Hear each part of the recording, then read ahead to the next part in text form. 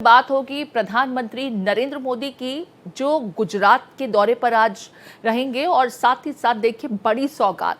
Airport से सुभाष नगर तक आज रोड शो देखने को मिलेगा। भावनगर में प्रधानमंत्री नरेंद्र मोदी की जनसभा का कार्यक्रम भी स्केड्यूल है।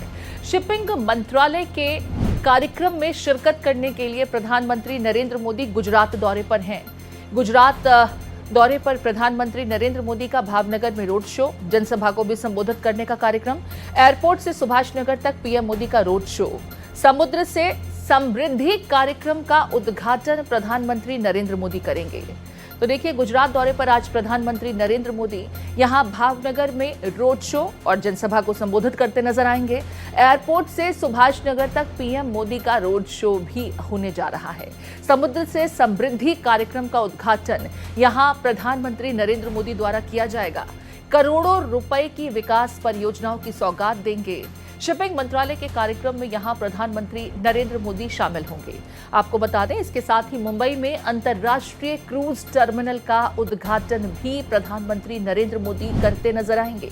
इस कार्यक्रम में वर्चुअली अंतर्राष्ट्रीय क्रूज टर्मिनल का उद्घाटन पीएम द्वारा किया जाना है। तो भावनगर में शिपिंग मंत्रालय के कार्यक्रम में प्रधानमंत्री नरेंद्र मोदी शामिल होंगे। वर्चुअली मुंबई के अंतर्राष्ट्रीय क्रूज टर्मिनल का उद्घाटन करेंगे। आपको बता दें, इस टर्मिनल से हर साल 10 लाख यात्री यात्रा कर सकेंगे। मुंबई का क्रूज टर्मिनल समुद्री पर्यटन का केंद्र बनेगा। लगभग 4.25 लाख के आसपास वर्ग फुट में ये फैला हुआ है। 22 लिफ्ट्स, 10 एस्केलेटर्स, 300 गाड़ियों की पार्किंग की सुविधा, एक समय में 2 बड़े क्रूज जहाजों को आसानी से संभालने की क्षमता। तो देखिए, मुंबई के अंतर्राष्ट्रीय क्रूज टर्मिनल का उद्घाटन प्रधानमंत्री नरेंद्र मोदी जिसे वर्चुअली करने जा रहे हैं, इसके बाबत भी हम आपको जानकारी दे रहे हैं। गुजरात का दौरा आज प्रधानमंत्री नरेंद्र मोदी का रहेगा। भावनगर में रोड शो, जनसभा का कार्यक्रम भी है। एयरपोर्ट से सुभाष नगर तक रोड शो, और देखिए इसके लिए बाकायदा तैयारियां भी पूरी कर ली गई हैं पीएम के स्वागत के लिए। वैसे भी प्रधानमंत्री नरेंद्र मोदी का गृह राज्य है गुजरात। ऐसे में जब पीएम गुजरात जाते हैं तो खास इंतजामात होते ही हैं। गुजरात के बाशिंदे प्रधानमंत्री नरेंद्र मोदी के स्वागत के लिए पलकें बिछाए बैठे रहते हैं। आज भावनगर पहुंच रहे हैं प्रधानमंत्री नरेंद्र मोदी गुजरात दौरे के दरमियान। यहाँ देखिए कई कार्यक्रमों में शिरकत करते नजर आएंगे। शिपिंग मंत्रालय का एक कार्यक्रम जिसमें प्रधानमंत्री नरेंद्र मोदी की मौजूदगी रहेगी। मुंबई के अंतर्राष्ट्रीय क्रूज टर्मिनल का वर्चुअली प्रधानमंत्री नरेंद्र मोदी भावनगर के शिपिंग मंत्रालय के कार्यक्रम में जब वो शिरकत करेंगे तो वर्चुअली उद्घाटन करते नजर आएंगे। पीएम की सौगात, समुद्र से समृद्धि। देखिए, अपने आप में इस थीम से ही स्पष्ट हो जाता है कि क्या सोच है, क्या विजन है। समुद्र के रास्ते भी समृद्धि मुमकिन है और ये हर कोई जानता है। उसे एक्सप्लोर भी किया जा रहा है। उसी दिशा में इसे एक बड़े लैंडमार्क के रूप में देखा जा रहा है। वर्चुअली जिस अंतर्राष्ट्रीय टर्मिनल का उद्घाटन प्रधानमंत्री नरेंद्र मोदी करने जा रहे हैं, एक समय में 2 बड़े क्रूज को संभालने की क्षमता इस अंतर्राष्ट्रीय टर्मिनल पर होगी।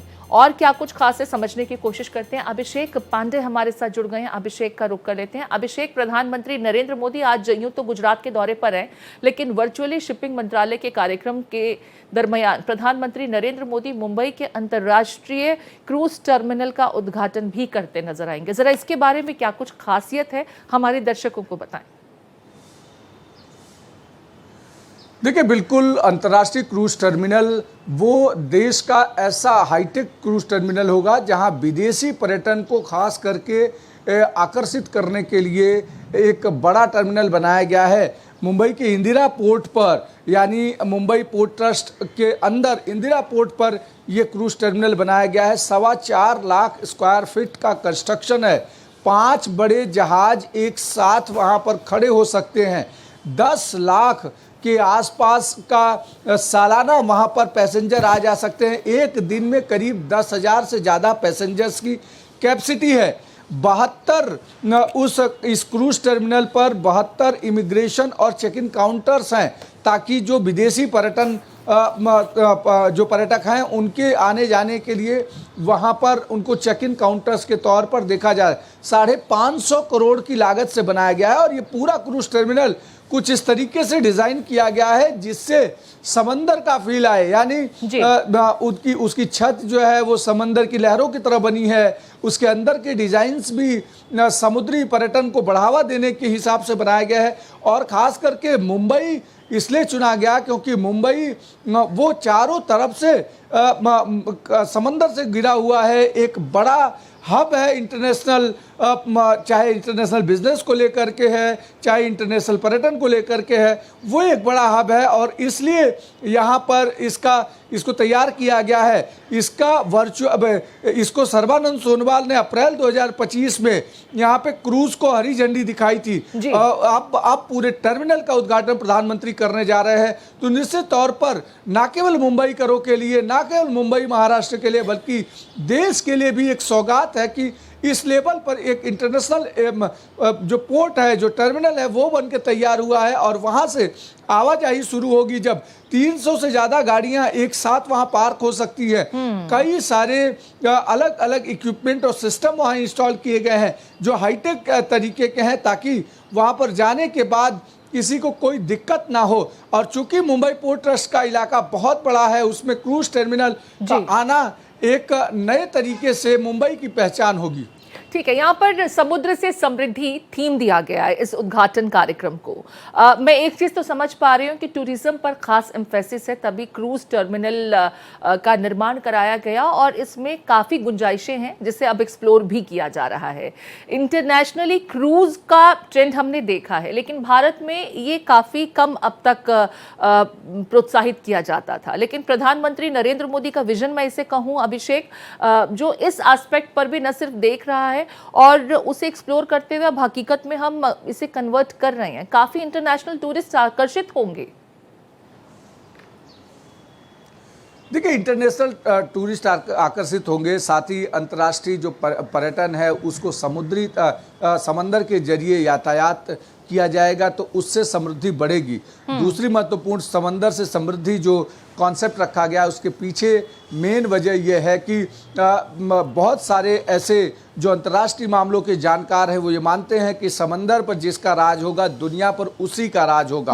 और भारत के लिए अच्छी बात यह है कि भारत 3 तरफ से अप्रॉक्सीमेट समंदर से घिरा हुआ है, गुजरात से लेकर के और तमिलनाडु, केरला, महाराष्ट्र, गोवा, गुजरात और उसके उस तरफ अगर जाएं तो आंध्रा की कुछ सीमा, उड़ीसा, पश्चिम बंगाल, ये पूरा हिस्सा समंदर से घिरे होने की वजह से ये भारत के लिए एक वरदान साबित हो रहा है। भारत की बात करें, महाराष्ट्र की, तो अभी महज 1 महीने के भीतर मुंबई से जुड़े नवा सेवा में, नवी मुंबई में एक बड़े अंतर्राष्ट्रीय पोर्ट के टर्मिनल का उद्घाटन प्रधानमंत्री ने और सिंगापुर के प्रधानमंत्री ने ज्वाइंटली किया था। उसकी पीछे वजह ये थी कि वहाँ पर भी एक बड़ा टर्मिनल बनाया गया ताकि जो कंटेनर पोर्ट्स है उसको जो है वहाँ पर लाया जा सके और भारत को समृद्ध बनाया जा सके। इसके साथ साथ मुंबई से ही अगला जिला जो है पालघर, वहाँ पर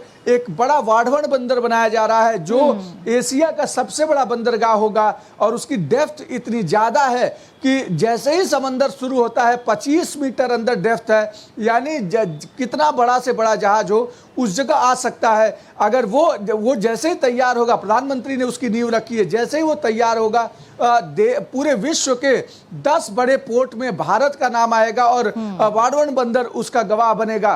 तो इस तरीके से अलग अलग जो समुद्री सीमा पर जो सटे जगह हैं, चाहे वो गुजरात की सीमा पर हो, महाराष्ट्र की सीमा पर हो, गोवा हो, तमिलनाडु हो, तो इन सारी जगहों पर जिस तरीके से प्रधानमंत्री ने विजन के तौर पर जो समुद्री सीमा से जुड़े जगहों पर बड़े पोर्ट्स, बड़े टर्मिनल्स, बड़े क्रूज टर्मिनल्स बनाने का जो निर्णय लिया है वो ये बताता है कि आने वाले समय में जब पूरे विश्व में समंदर एक बड़ा रास्ता बनेगा, व्यापार के लिए हो या बिल्कुल, टूरिज्म के चाहे लिए वो हो, उस समय कम्युनिकेशन के लिए हो, ट्रैवलिंग के लिए हो या ट्रांसपोर्टेशन के लिहाज से हो, एक अच्छा प्लेटफॉर्म है और उसे अब भारत एक्सप्लोर कर रहा है। और जैसा कि अभिषेक आप बता रहे हैं कि जल्द ही विश्व के बड़े पोर्ट्स के रूप में इसकी शुमारियत होगी। बहुत शुक्रिया, ये वाकई बहुत अच्छे संकेत हैं और सही में हकीकत में ये थीम अब होने जा रहा है समुद्र से समृद्धि तक। बहुत शुक्रिया अभिषेक, विस्तार से तमाम जानकारी साझा करने के लिए।